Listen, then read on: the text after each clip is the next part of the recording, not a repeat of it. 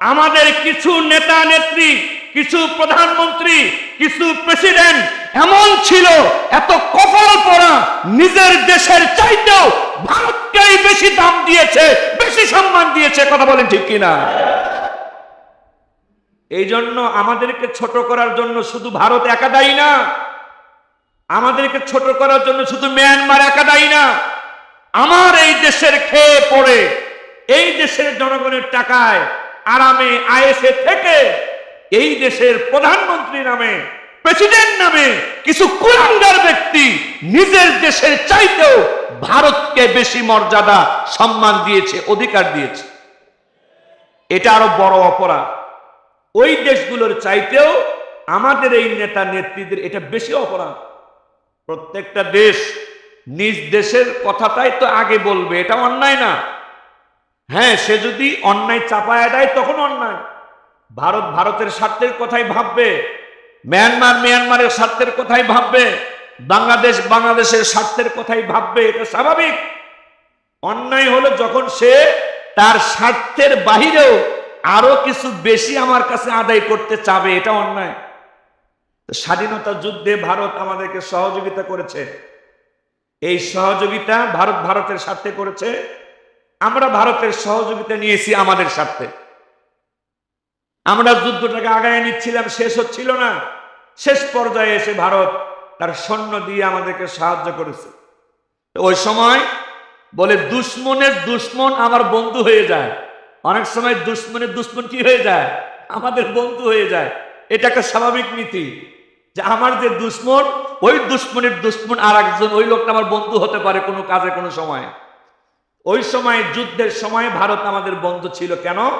পাকিস্তানও আমাদের দুশ্মন হয়ে গিয়েছিল ওই সময়, আর ভারতের তো আগের থেকেই পাকিস্তান দুশ্মন ছিল। ভারত কিন্তু আমাদের স্বার্থে আমাদেরকে স্বাধীনতা যুদ্ধে সহযোগিতা করেনি। ভারত তার দুশ্মন পাকিস্তানের বিরুদ্ধে লড়াই করেছে। আমরা বাংলাদেশের মানুষ পাকিস্তানের জুলুম অন্যায়ের কারণে পাকিস্তানের বিরুদ্ধে লড়াই করেছি। দুই পক্ষই তাদের দুশ্মনের বিরুদ্ধে লড়াই করেছি। ভারতের লাভটা কি? ভারতের লাভটা হলো পাকিস্তান সীমান্তে যে ভয় আর আতঙ্ক নিয়ে ভারতকে থাকতে হয়, প্রায় 5 লক্ষ সেনা মোতায়েন করে রেখেছে কাশ্মীরে পাকিস্তান সীমান্তে ভারত। এতগুলো সেনা মোতায়েন করে রাখতে ভারতের খরচ হয় কি হয় না?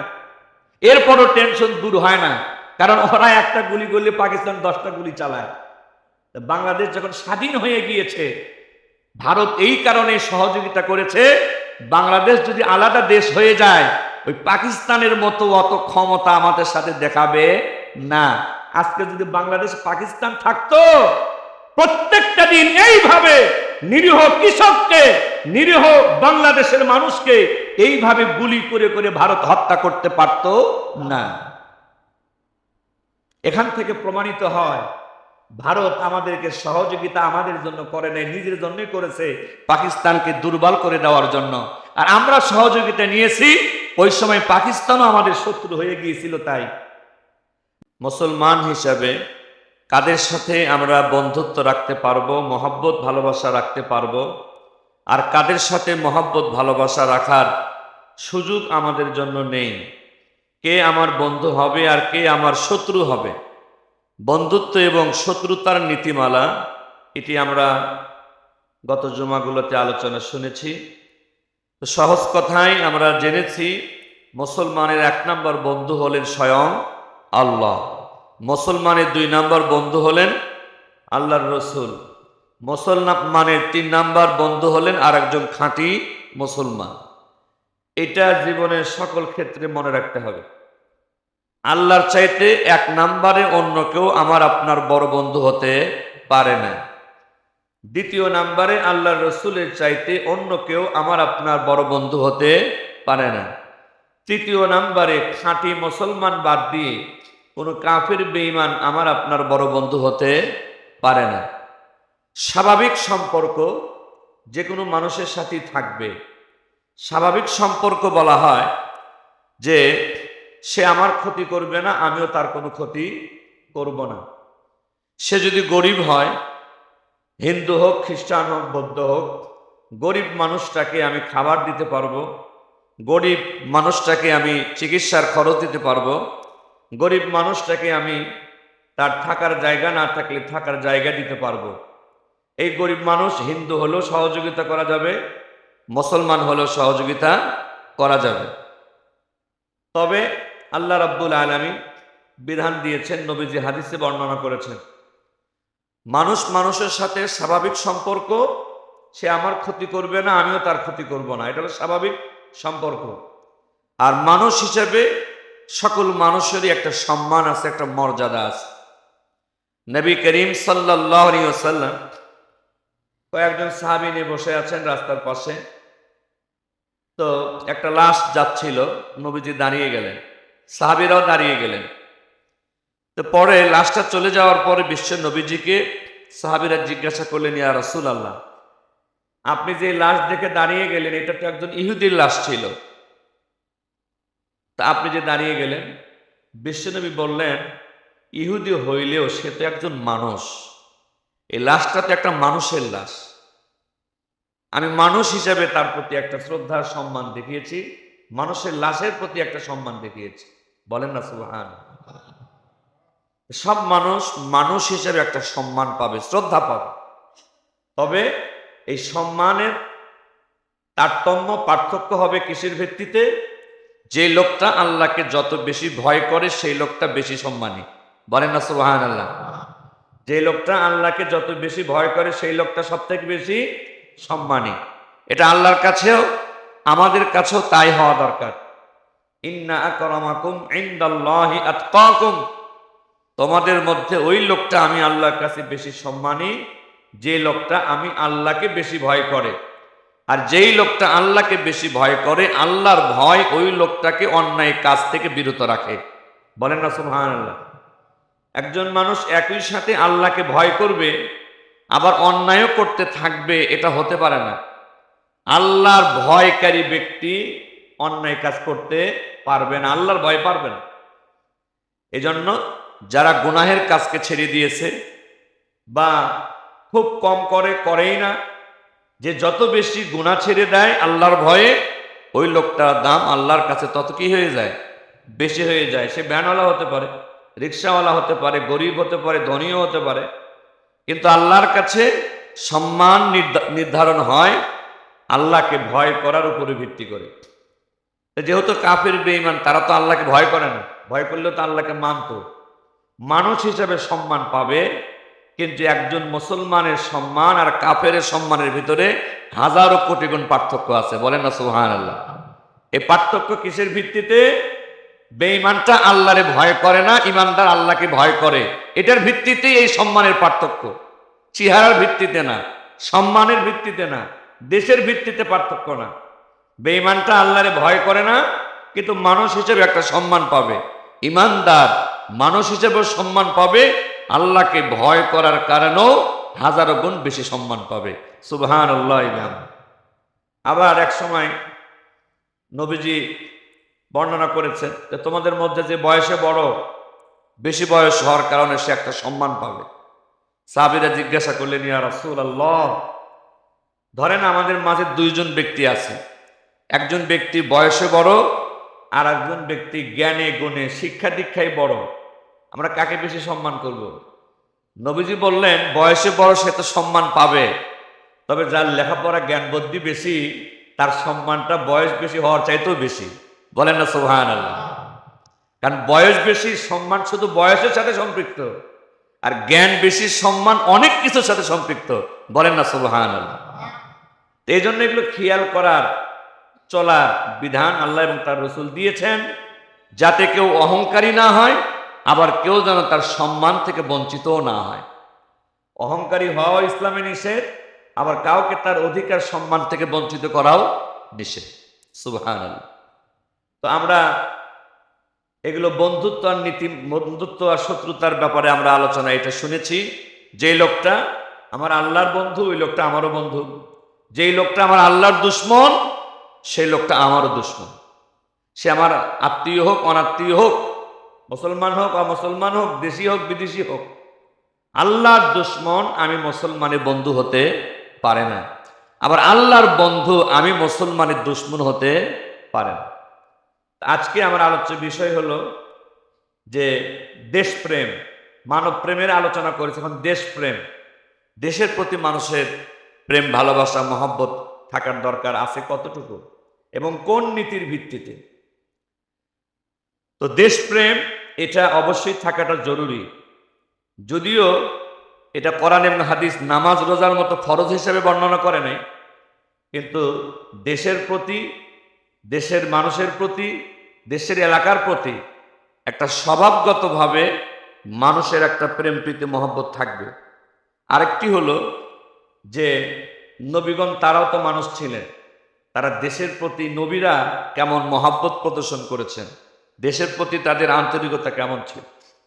অন্যান্য নবীদের দেশপ্রেম নিয়েও কোরআন হাদিসে আলোচনা আছে, এবং যিনি আমাদের নবী, সর্বকালের সর্বশ্রেষ্ঠ নবী মুহাম্মাদুর রাসূলুল্লাহ সাল্লাল্লাহু আলাইহি সাল্লাম, তার দেশপ্রেম নিয়েও হাদিসে অনেক আলোচনা আছে। একটা হলো যে মানুষ হিসাবে দেশের প্রতি মহব্বত থাকে, কারণ আমি এই দুনিয়াতে আগমনের পর আমার এই চোখ দিয়ে সর্বপ্রথম যেই এলাকাটা দেখার সুযোগ পাই, আমি যেই আলো বাতাসে বড় হই, যেই মাটির সাথে আমার বহু রকমের স্মৃতি যুক্ত হয়ে যায়, সেই মাটি, সেই এলাকাটাই তো আমার দেশ। তারা বলেন ঠিক কিনা? তো জন্মের পর থেকেই মানুষ যে এলাকার আলো বাতাসে বড় হয়, জন্মের পর থেকে যে মানুষ যেই এলাকাতে তার খেলাধুলা, শিক্ষা দীক্ষা, বিভিন্ন আচার অনুষ্ঠান, আত্মীয় স্বজন, অনেক কিছু তার এলাকার সাথে সম্পৃক্ত। এজন্য একজন মানুষ দেশকে ভালোবাসবে না, এটা মানুষ হিসাবেও দেশকে ভালো না বাসাটা অন্যায়। কোরআন হাদিসের কথাটা যদি পরে ধরেন, সাধারণ যদি হিসাব করেন, যেই আলো বাতাসে আমি আপনি বড় হব, যেই আলো বাতাসে আমার আপনার হাজারো স্মৃতি, সেই আলো বাতাস, সেই এলাকাকে, সেই স্থানগুলোকে আমি সাধারণ মানুষ হিসেবে অসম্মান, অবজ্ঞা করতে পারি না। কারণ আমার এলাকা আমার এই দুনিয়ার প্রথম আশ্রয়, আমার দুনিয়ার প্রথম আশ্রয়টা আমার এলাকা। আমার সব থেকে কাছের আপনজন আমার ওই এলাকাতেই বাস করে, সেটাই তো আমার দেশ। মুসলমান ভাইরে আমার,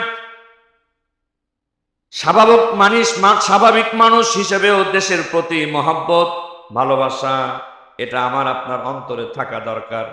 আর নবী করিম সাল্লাল্লাহু আলাইহি ওয়াসাল্লাম মক্কার কাফেরদের অত্যাচার আর নির্যাতনে অতিষ্ঠ হয়ে যখন নবীজিকে হত্যা করার জন্য কাফেরেরা তার বাড়ি ঘেরাও দিয়ে ফেলেছিল, মুহাম্মদকে আর বেঁচে থাকতে দেওয়া হবে না, আল্লাহ রাব্বুল আলামিনের সাহায্যে হযরত আবু বকর সিদ্দিক রাদিয়াল্লাহু তাআলা আনহুকে নিয়ে নবীজি যখন মক্কা থেকে হিজরত করে, দেশ ত্যাগ করে মদিনার দিকে রওনা দিয়েছিলেন, সেখানে পথের মধ্যে বারবার বিশ্ব নবী মক্কার দিকে তাকাচ্ছিলেন, আর তার চোখ থেকে ঝরঝর করে পানি পড়তেছিল।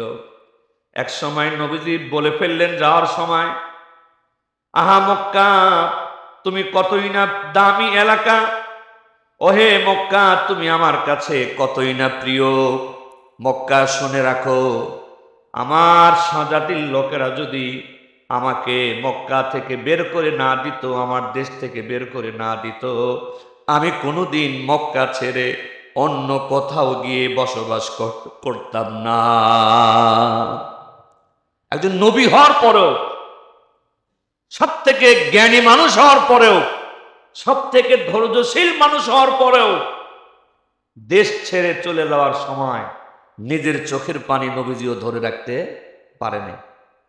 মক্কার প্রশংসা করেছেন, তুমি সব থেকে দামি এই পৃথিবীর ভিতরে, আল্লাহর ঘর আছে এখানে, আর আমার কাছে তুমি বড় প্রিয়।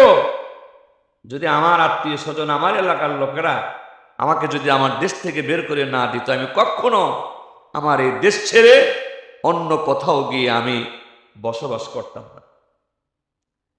মুসলমান ভাইরে আমার, মক্কার কথা মনে করে মাঝে মাঝেই অনেক সময় মক্কার স্মৃতি যখন নবীজির চোখের সামনে ভেসে আসতো, নবীজির চোখের পানি ছেড়ে দিতেন, কাঁদতেন। আল্লাহ পাক তো মনের খবর জানেন, কোরআনে আয়াত নাজিল করে দিলেন, ইন্নাল্লাযী ফারাদা আলাইকাল কুরআনা লারাদ্দুকা ইলা মাআদ। হাবিব আমার, দোস্ত আমার, যেই কোরআনকে আমি আপনার জন্য বিধান বানিয়ে দিয়েছি, যে কোরআনকে আমি আপনার জন্য সংবিধান বানিয়ে দিয়েছি, যে কোরআনকে আমি আপনার জন্য জীবনের আইন কানুন বানিয়ে দিয়েছি, আমি আল্লাহ বলছি অবশ্যই আমি আপনার মাতৃভূমিতে আপনাকে আবার ফিরিয়ে আনব। আপনাকে আমি আবার আপনার মাতৃভূমিতে আমি ফিরিয়ে আনব। মদিনায় প্রায় 8 বছর থাকার পর 8ম হিজরিতে আল্লাহ তাআলা পুরা মক্কাকে নবীজির হাতে উঠায় দেন যুদ্ধ ছাড়াই। সুবহানাল্লাহ। আল্লাহ ওয়াদা করেছিলেন আপনার মাতৃভূমিতে আমি আপনাকে ফিরিয়ে আনব। নবীজি বড় খুশি হলেন। কাফেরেরা বড় চিন্তার মধ্যে পড়ে গিয়েছিল, যেই অত্যাচারটা মুহাম্মাদের উপরে করেছি, তার লোকদের সাথে করেছি, মুসলমানদের সাথে যে অন্যায় আমরা করেছি, আজকে এই মক্কাটা মুহাম্মাদের হাতে চলে গেছে। মক্কার এখন প্রেসিডেন্ট মুহাম্মদ। আমাদের এই অত্যাচারের না জানি কি পরিমাণ শাস্তি আজকে উনি দিবেন। আর যে অন্যায়গুলো আমরা করেছি আসলে ক্ষমা পাওয়ার তো অধিকারও আমাদের নাই। সবাই যখন চিন্তার মধ্যে পড়ে গেল, বিশ্বনবী ঘোষণা দিলেন, ও মক্কার লোকেরা ভালো করে শুনে রাখো, আজকে যারা আমাদের সাথে লড়াই করতে আসবা না, আজকে যারা আমাদের সাথে গন্ডগোল করতে আসবা না, ঝগড়া করতে আসবা না, আমাদের মুসলমানদেরকে আজকে আবার নতুন করে যারা অত্যাচার করবে না, আমি নবী অতীতের সমস্ত অত্যাচারগুলোকে ভুলে গিয়ে সাধারণ ক্ষমা ঘোষণা করে দিলাম। কোনো চিন্তা নাই, যদি যুদ্ধ না করো কেউ আমাদের সাথে, অতীতের কারণে আজকে আর তোমাদেরকে আমি কোনো কষ্ট দিব না। তবে 11 জন ব্যক্তিকে আল্লাহ রাসূল ক্ষমা করেন নাই। এটা আল্লাহ পাকের নির্দেশিত সবকিছু করেন উনি। সাধারণ ক্ষমা দিয়েছেন 11 জন ব্যক্তি বাদ দিয়ে। ওই 11 জন ব্যক্তি যারা নিজেরা তো অত্যাচার করেছেই, বরং মানুষকে সবসময় দলবদ্ধ করেছে, একত্রিত করেছে, সবসময় নিজেও অত্যাচার করেছে, দলও গঠন করেছে অত্যাচার করার জন্য, অত্যাচারের নেতৃত্ব দিয়েছে। এইরকম 11 জন ব্যক্তিকে ওই সাধারণ ক্ষমার দিনও ক্ষমা করা হয়নি। সাধারণ ক্ষমা সবাই পায় না, আবার সবাইকে শাস্তি দিয়েও একটা সৌহার্দ্যপূর্ণ সমাজ গঠন করাও সম্ভব হয় না। যাদেরকে ক্ষমা করে দেওয়ার মতো তাদেরকে ক্ষমা করে দেওয়াটাই উত্তম। আর যারা অন্যায়ের নেতৃত্ব দেয়, জুলুমের নেতৃত্ব দেয়, আবার এই অন্যায়ের কারণে, জুলুমের কারণে ক্ষমা প্রার্থীও হয় না, ভুলও স্বীকার করে না, অনুতপ্ত হয় না, তাদেরকে আগ বাড়িয়ে ক্ষমা করার কোনো প্রশ্নই ওঠে না। মুসলমান ভাইরে আমার, এইভাবে স্বয়ং আল্লাহর রাসূল সব থেকে ধৈর্যশীল মানুষ হওয়া সত্ত্বেও, সব থেকে বড় জ্ঞানী মানুষ হওয়া সত্ত্বেও, নিজের দেশপ্রেম এটা তিনি গোপন রাখতে পারেন নাই, প্রকাশ পেয়েছে। তবে নবী করিম সাল্লাল্লাহু আলাইহি ওয়াসাল্লাম বিদায় হজ্জের ভাষণে একটা কথা বলেছেন। ইসলাম কত ভারসাম্যপূর্ণ, খেয়াল করবেন, অবাক হবেন। হ্যাঁ, মানুষ তার নিজের দেশকে ভালোবাসবে, মহব্বত করবে, এটাই মানুষের স্বভাবজাত বিষয়। কিন্তু ইসলাম বাড়াবাড়িও পছন্দ করে না, ইসলাম ছাড়াছাড়িও পছন্দ করে না। সুবহানাল্লাহ। ইসলাম বাড়াবাড়িও পছন্দ করে না, আবার ছাড়াছাড়িও পছন্দ করে না। খায়রুল উমুরি আওসাতুহা, আল্লাহ রাসূল বলেন প্রত্যেক কাজের মধ্যে মধ্যম পন্থাটাই উত্তম। মধ্যম পন্থাটাই উত্তম। একেবারে কঠোরটাও ভালো হয় না, আবার একেবারে ছেড়ে দেওয়ার মানসিকতাটাও ভালো হয় না। মধ্যম পন্থা উত্তম। যখন ধরা অত্যন্ত প্রয়োজন তখন শক্তভাবে ধরাটাই সঠিক। আর যখন ছেড়ে দেওয়া যায়, 1 আনার অপরাধী ব্যক্তিকে 16 আনার শাস্তি দেওয়া যায় না। বিশ্বনবী তার দেশকে ভালোবেসেছেন, মহব্বত করেছেন, কিন্তু এই মক্কাতেই দাঁড়িয়ে বিদায় হজ্জে আরাফার ময়দানে বিশ্বনবী জগৎবাসীকে লক্ষ্য করে যে বক্তব্য দিয়েছেন, পৃথিবীর ইতিহাসে শ্রেষ্ঠ ভাষণ হিসাবে যে ভাষণটা স্বর্ণ অক্ষরে লিখিত, এই ভাষণটা হচ্ছে বিদায় হজ্জের ভাষণ। বিশ্বনবী ওই সময় প্রায় 100 লক্ষ মুসলমান নবীজির সামনে দাঁড়িয়ে আরাফার ময়দানে বিশ্বনবী বিদায় হজ্জের ভাষণ দিচ্ছেন। ডাকলেন, ও হে লোক সকল, তোমরা জেনে রাখো, এই যে আরব আর অনারব, কিছু মানুষ আছে আরব দেশের মানুষ, আর কিছু মানুষ আছে আরবের বাইরের মানুষ। আমি নবী তোমাদেরকে জানিয়ে দেই, আরবদের উপরে যারা অনারব তাদেরও কোনো শ্রেষ্ঠত্ব নাই, আবার অনারবদের উপরে আরব দেশের লোকেরও কোনো আলাদা দাম নাই। সুবহানাল্লাহ। ওহে আরবের লোকেরা, তোমাদের উপরেও অন্য কোন দেশের লোকদের আলাদা কোনো দাম নাই, আবার অন্য দেশের লোকদের উপরে তোমাদের আরবদের লোকদেরও আলাদা কোনো দাম নাই। দেশের কারণে দাম আলাদা হবে না।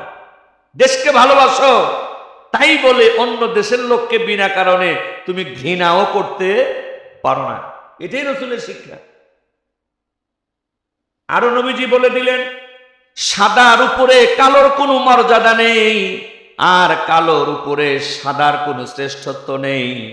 আল্লাহ রাসূল বললেন, আরবের উপরে অনারবের শ্রেষ্ঠত্ব নেই, অনারবের উপরে আরবের শ্রেষ্ঠত্ব নেই, সাদার উপরে কালোর কোনো শ্রেষ্ঠত্ব নেই, কালোর উপরে সাদার কোনো শ্রেষ্ঠত্ব নেই।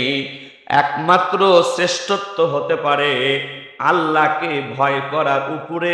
বলেন না সুবহানাল্লাহ। আল্লাহ তাআলা কোরআনে যে কথাটা বলেছেন, ওটা নবীজি হাদিসে আবার বলেছেন। আল্লাহ তাআলা কোরআনে বলেছেন, তোমাদের মধ্যে ওই লোকটা আমার কাছে বেশি সম্মানী, যে লোকটা আমি আল্লাহকে বেশি ভয় করে। নবীজিও হাদিসে মিল করে কথা বলে দিলেন, এক দেশের উপরে আর এক দেশের লোকের কোনো আলাদা দাম নেই। কালো চেহারার লোকের উপরে সাদা চেহারার লোকের আলাদা কোনো দাম নেই, সাদা চেহারার লোকের উপরে কালো চেহারার লোকের আলাদা কোনো দাম নেই। তবে হ্যাঁ, শ্রেষ্ঠত্ব হতে পারে, তোমাদের দাম বেশি হতে পারে আল্লাহকে ভয় করার ভিত্তিতে। বলেন না সুবহানাল্লাহ। মুসলমান ভাইরে আমার, এজন্য আমাদের প্রিয় মাতৃভূমি বাংলাদেশ, বাংলাদেশের আলো বাতাসে আমরা বড় হয়েছি। এই আলো বাতাসের সাথে আমাদের হাজারো স্মৃতি জড়িত। এই মাটি, এই মানুষগুলো আমার আপন, আমার আত্মীয় স্বজন।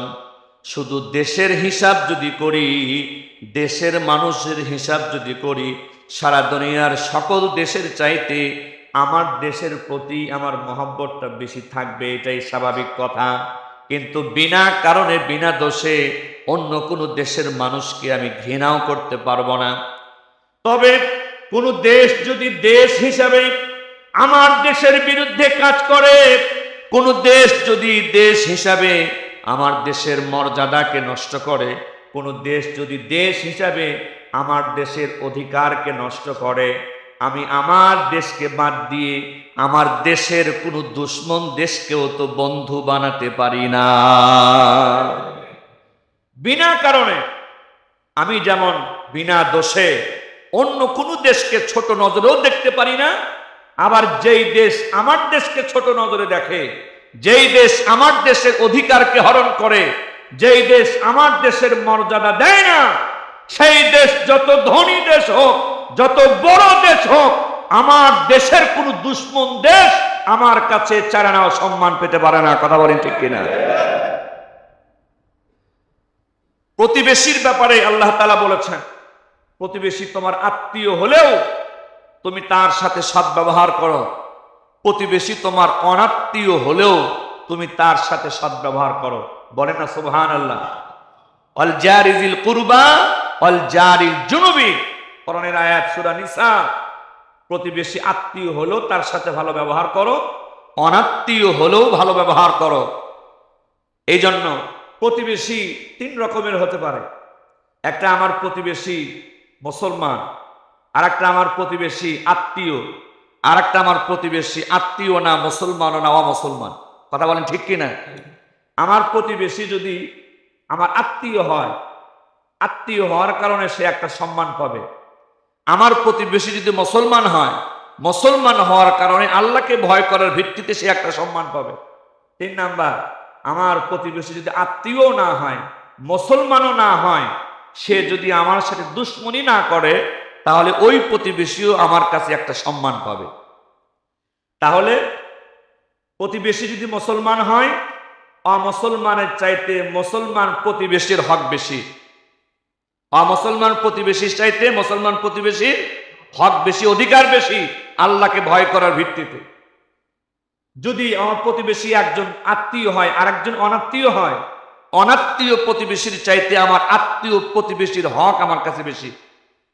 আর যদি আমার প্রতিবেশী মুসলমান হয় আবার আত্মীয় হয়, তাহলে তার তিনটা হক।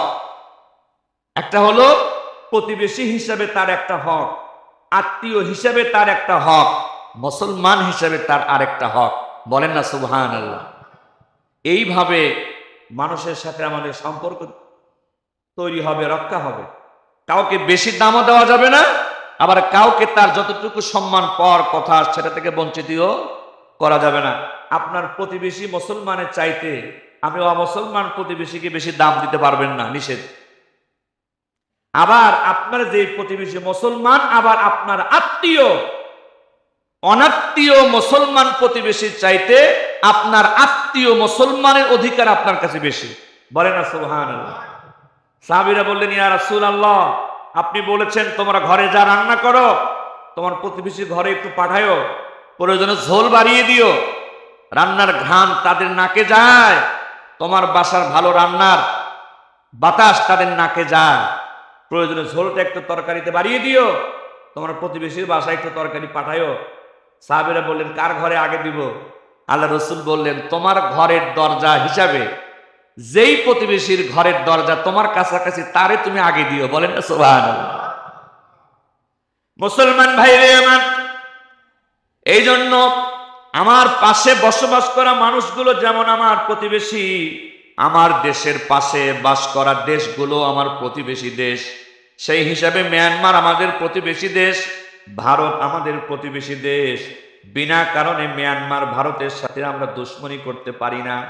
কিন্তু যখন আমাদের কাছে প্রমাণিত হয় মিয়ানমার ভারত আমাদের সাথে বিভিন্ন রকমের দুশ্মনী করে, অসম্মানজনক আচরণ করে, তখন দাদা দাদা বলে গোলামিও করতে পারি না। কথা বলেন ঠিক কিনা? দুঃখজনক ভাবে সত্য হলো আমরা আমাদের পাশে কোনো ভালো প্রতিবেশী দেশ পাইনি। এটা যেমন ওই দেশগুলোর দোষ, মিয়ানমার বা ভারত তারা মন থেকে ভালো সম্পর্ক আমাদের সাথে রাখে না, এটা যেমন তাদের নিজেদের দোষ, আবার আমাদেরও দোষ। কেন? আমাদের কিছু নেতা নেত্রী, কিছু প্রধানমন্ত্রী, কিছু প্রেসিডেন্ট এমন ছিল, এত কপাল পড়া, নিজের দেশের চাইতেও ভারতকেই বেশি দাম দিয়েছে, বেশি সম্মান দিয়েছে। কথা বলেন ঠিক কিনা? এই জন্য আমাদেরকে ছোট করার জন্য শুধু ভারত একা দায়ী না, আমাদেরকে ছোট করার জন্য শুধু মিয়ানমার একা দায়ী না। আমার এই দেশের খেয়ে পড়ে, এই দেশের জনগণের টাকায় আরামে আয়েসে থেকে এই দেশের প্রধানমন্ত্রী নামে, প্রেসিডেন্ট নামে কিছু কুলাঙ্গার ব্যক্তি নিজের দেশের চাইতেও ভারতকে বেশি মর্যাদা সম্মান দিয়েছে, অধিকার দিয়েছে। এটা আরো বড় অপরাধ। ওই দেশগুলোর চাইতেও আমাদের এই নেতা নেত্রীদের এটা বেশি অপরাধ। প্রত্যেকটা দেশ নিজ দেশের কথাটাই তো আগে বলবে, এটা অন্যায় না। হ্যাঁ, সে যদি অন্যায় চাপায়া দেয় তখন অন্যায়। ভারত ভারতের স্বার্থের কথাই ভাববে, মিয়ানমার মিয়ানমারের স্বার্থের কথাই ভাববে, বাংলাদেশ বাংলাদেশের স্বার্থের কথাই ভাববে, এটা স্বাভাবিক। অন্যায় হলো যখন সে তার স্বার্থের বাহিরেও আরো কিছু বেশি আমার কাছে আদায় করতে চাবে, এটা অন্যায়। স্বাধীনতা যুদ্ধে ভারত আমাদেরকে সহযোগিতা করেছে, এই সহযোগিতা ভারত ভারতের স্বার্থে করেছে, আমরা ভারতের সহযোগিতা নিয়েছি আমাদের স্বার্থে। আমরা যুদ্ধটাকে আগায় নিচ্ছিলাম, শেষ হচ্ছিল না, শেষ পর্যায়ে এসে ভারত তার সৈন্য দিয়ে আমাদেরকে সাহায্য করেছে। ওই সময় বলে দুশ্মনের দুশ্মন আমার বন্ধু হয়ে যায়। অনেক সময় দুশ্মনের দুশ্মন কি হয়ে যায়? আমাদের বন্ধু হয়ে যায়। এটা একটা স্বাভাবিক নীতি যে আমার যে দুশ্মন, ওই দুশ্মনের দুশ্মন আর একজন, ওই লোকটা আমার বন্ধু হতে পারে কোনো কাজে কোনো সময়। ওই সময় যুদ্ধের সময় ভারত আমাদের বন্ধু ছিল। কেন? পাকিস্তানও আমাদের দুশ্মন হয়ে গিয়েছিল ওই সময়, আর ভারতের তো আগের থেকেই পাকিস্তান দুশ্মন ছিল। ভারত কিন্তু আমাদের স্বার্থে আমাদেরকে স্বাধীনতা যুদ্ধে সহযোগিতা করেনি। ভারত তার দুশ্মন পাকিস্তানের বিরুদ্ধে লড়াই করেছে। আমরা বাংলাদেশের মানুষ পাকিস্তানের জুলুম অন্যায়ের কারণে পাকিস্তানের বিরুদ্ধে লড়াই করেছি। দুই পক্ষই তাদের দুশ্মনের বিরুদ্ধে লড়াই করেছি। ভারতের লাভটা কি? ভারতের লাভটা হলো পাকিস্তান সীমান্তে যে ভয় আর আতঙ্ক নিয়ে ভারতকে থাকতে হয়, প্রায় 5 লক্ষ সেনা মোতায়েন করে রেখেছে কাশ্মীরে পাকিস্তান সীমান্তে ভারত। এতগুলো সেনা মোতায়েন করে রাখতে ভারতের খরচ হয় কি হয় না? এরপরও টেনশন দূর হয় না, কারণ ওরা একটা গুলি করলে পাকিস্তান 10টা গুলি চালায়। বাংলাদেশ যখন স্বাধীন হয়ে গিয়েছে, ভারত এই কারণে সহযোগিতা করেছে। বাংলাদেশ যদি আলাদা দেশ হয়ে যায়, ওই পাকিস্তানের মতো অত ক্ষমতা আমাদের সাথে দেখাবে না। আজকে যদি বাংলাদেশ পাকিস্তান থাকতো, প্রত্যেকটা দিন এইভাবে নিরীহ কৃষককে, নিরীহ বাংলাদেশের মানুষকে এইভাবে গুলি করে করে ভারত হত্যা করতে পারত না। এখান থেকে প্রমাণিত হয় ভারত আমাদেরকে সহযোগিতা আমাদের জন্য করে নাই, নিজের জন্যই করেছে, পাকিস্তানকে দুর্বল করে দেওয়ার জন্য। আর আমরা সহযোগিতা নিয়েছি, ওই সময় পাকিস্তানও আমাদের শত্রু হয়ে গিয়েছিল। তাই মুসলমান ভাইরে আমার, স্বাধীনতা যুদ্ধে ভারতের সহযোগিতাকে সম্মান করি, কিন্তু একের পর এক দেশটা স্বাধীন হওয়ার পর এই দেশ থেকে যখন ভারত সৈন্য নিয়ে চলে যায়, ইতিহাস পড়ে দেখেন, এই দেশ থেকে ভারত চলে যাওয়ার সময় হাজার হাজার কোটি কোটি টাকা তারা নিয়ে চলে গেছে, সেই ইতিহাসও লেখা আছে। পাকিস্তানে রেখে যাওয়া দামি দামি অস্ত্রগুলো বাংলাদেশ থেকে ভারত নিয়ে চলে গেছে। এবং ওই যে এই দেশ থেকে তারা চলে গেল, যাওয়ার পরে আজ পর্যন্ত বাংলাদেশ স্বাধীন হওয়ার পরে ভারত একবারের জন্য পরিপূর্ণ স্বাধীন দেশ হিসাবে বাংলাদেশকে সম্মান করে না। যখনই কোনো কথা ওঠে, ওই স্বাধীনতা যুদ্ধের খোঁটা দিয়ে আমাদেরকে ছোট করার চেষ্টা করে। কথা বলেন ঠিক কিনা? আর ভারত যে ইতিহাস লিখেছে, ওই ইতিহাসে বাংলাদেশের মুক্তিযুদ্ধ লেখা নাই। ভারতের ইতিহাসে লেখা আছে ভারত পাকিস্তান যুদ্ধ। এটা খবরে আপনি বহু পাবেন, ওরা ডাইরেক্ট টকশোতে এটা বলেও। ওরা বলে কি ছিল? ভারত পাকিস্তান যুদ্ধ। বাংলাদেশের মুক্তিযুদ্ধকে মুক্তিযুদ্ধ হিসেবে ওরা স্বীকৃতি দিতেও রাজি না। যার কারণে আমাদের যে সেনাপতি ছিল জেনারেল জিএম উসমানী, পাকিস্তানের যে সেনাপ্রধান আমাদের দেশে ছিল রেসকোর্স ময়দানে, সেখানে কিন্তু আমাদের সেনাপতির কাছে ভারত পাকিস্তানের সেনাপতিকে আত্মসমর্পণ করতে দেয়নি। তারা তাদের ছিল তার কাছে আত্মসমর্পণ করিয়েছে। এগুলো সব কথা বই পুস্তকে ইতিহাসে প্রমাণিত। তা আমরা, ভারত যদি এখন আমাদের লোককে হত্যা করে, গুলি করে, ওই যুদ্ধের সময় সহযোগিতা করেছে, এই কারণে এখন আমাদের লোককে, নিরপরাধ লোককে হত্যা করাকে আমরা মেনে নিতে পারি না। তারা আমাদের দেশ দিয়ে গাড়ি ঘোড়া নিয়ে তাদের 7টা রাজ্যে চলে যেতে চায়, শত শত কিলোমিটার পার করে চলে যেতে চায়। আর নেপালের সাথে 22 কিলো রাস্তাও আমাদেরকে দিয়ে ব্যবসা করতে দিতে রাজি হয় না।